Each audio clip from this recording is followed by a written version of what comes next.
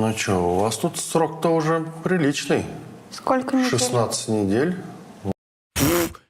16 недель. Раз в неделю. В месяц обычно 3,5 недели. Это 3 месяца не выкупить, что ты беременный или что? У тебя месячные не шли 3 месяца, ты не выкупила или как?